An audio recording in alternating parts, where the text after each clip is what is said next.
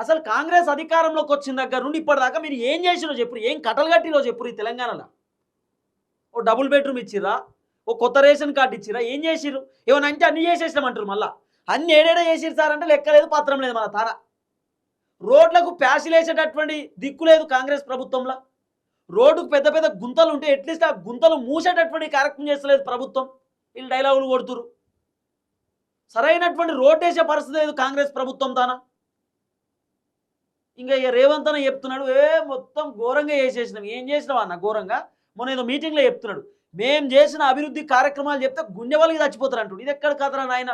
ఏం చేసింది ఏంది అని చెప్పి నేను పరిశాను. చూస్తే ఏం లేదు ఆడ డొల్లా. కాంగ్రెస్ అధికారంలోకి వచ్చినాక ఏం జరిగిందో ఏళ్ల మీద లెక్క పెట్టవచ్చు, ఏళ్ల మీదనే. అసలు రేవంత్ అన్న కూడా ఇంత హైప్ ఎందుకు ఇచ్చుకుంటున్నాడో అర్థమైతలేదు. ఎంత చూడు దుబారా ఖర్చు. ఇప్పుడు రైతు భరోసా కోసం ఆర్బీఐ బ్యాంకులకు వెళ్ళి 9,000 కోట్ల రూపాయలు పట్టుకొచ్చారు కదా, ఏడపోయినాయి పైసలు? ఎవడు తిన్నాడు పైసలు? ఎవరి జేబులోకి పోయినాయి? మరి రైతు భరోసా కోసం కదా పైసలు తెచ్చినాయి. 4,000 కోట్ల రూపాయలు కాంట్రాక్టర్లకు ఇచ్చిన అంటారు బయట. ఇది నిజమో కాదో మరి చెప్పాలి రేవంత్ అన్నే. ఎందుకంటే రేవంత్ అన్న మాలాంటి వాళ్ళు మాట్లాడితే లేదు లేదు సోషల్ మీడియాలో ఇష్టమైనట్టు మాట్లాడుతారు అంటారు కదా. మరి ఇదే సోషల్ మీడియాలో ఈ చర్చ నడుస్తుంది. రేవంత్ రెడ్డి 1,000 కోట్ల రూపాయలు కేరళ ఎన్నికల కోసం రేవంత్ రెడ్డి తెలంగాణ సొమ్ముని ఇచ్చిండని అంటారు. ఇది నిజమా కాదా? రేవంత్ రెడ్డి అన్నదమ్ములు అందరూ దందాలు చేస్తారు, రియల్ ఎస్టేట్ చేస్తారు, బ్లాక్మెయిల్ చేస్తారు అని చెప్తారు. ఇది నిజమా కాదా? మరి దీనికి సమాధానం చెప్పురి.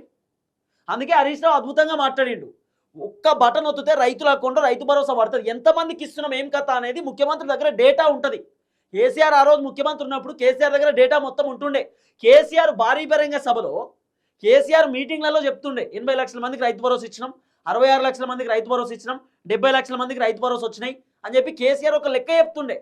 రేవంత్ అన్నదో లెక్క లేదో పత్రం లేదు, అన్నదానం ఏం లేదు, అసలు బుక్కే లేదు నాకు తెలిసి. ఆ లెక్క పత్రం లెక్క బుక్కే లేదు అన్న దగ్గర. ఏమన్నా అంటే ఏదో డైలాగులు కొడుతున్నాడు అంతే. అందుకే హరీష్ రావు ఇట్లా మాట్లాడిండు. మరి నీకేందో ఇగో ఆయన అన్నాడు, పడ్డాయో లేదో తెలియనప్పుడు నువ్వు ముఖ్యమంత్రిగా ఉండేందుకు అంటున్నాడు హరీష్ రావు రేవంత్ రెడ్డిని. అసలు రైతు భరోసా పడ్డాయో లేదో నాకు తెలియదు, ఎంతమందికి వచ్చినాయో లేదో నాకు తెలియదు, అందరికి వస్తున్నాయో లేదో నాకు తెలియదు అన్నప్పుడు నువ్వు ముఖ్యమంత్రి ఉండేందుకు? ఒక ముఖ్యమంత్రికి మొత్తం డేటా వస్తుంది.